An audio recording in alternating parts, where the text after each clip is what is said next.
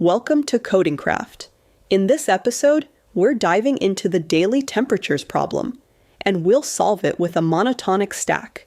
Instead of a slow O(n) squared brute force solution, we'll use a clever stack trick to get O(n) time. This is part of our monotonic stack series. Here's the problem. For each day, we want to know how many days it takes until a warmer temperature appears. If no such day exists, we return 0. The input list can have up to 100,000 temperatures, each between 30 and 100 degrees Fahrenheit.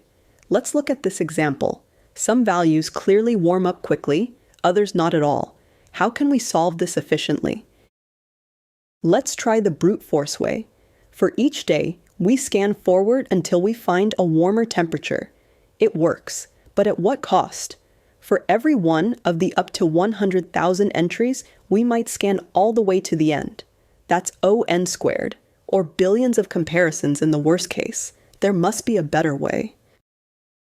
Now comes the breakthrough, the monotonic stack. Instead of checking every future day, we keep a stack of unresolved indices.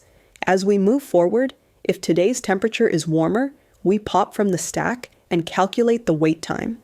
Each index is pushed and popped at most once. That's O(n) time. It's clean, elegant, and fast. Now let's see it in action with the Python code. Here's our clean Python solution. We loop once through each temperature, using a stack to hold unresolved indices. When we find a warmer day, we pop from the stack and compute the wait time. Each index is pushed and popped only once. That's O(n) time. Let's wrap it up. We started with a brute force solution, O(n) squared time, and slow in practice. But with a monotonic stack, we tracked unresolved days, popped colder ones, and achieved a clean O(n) algorithm.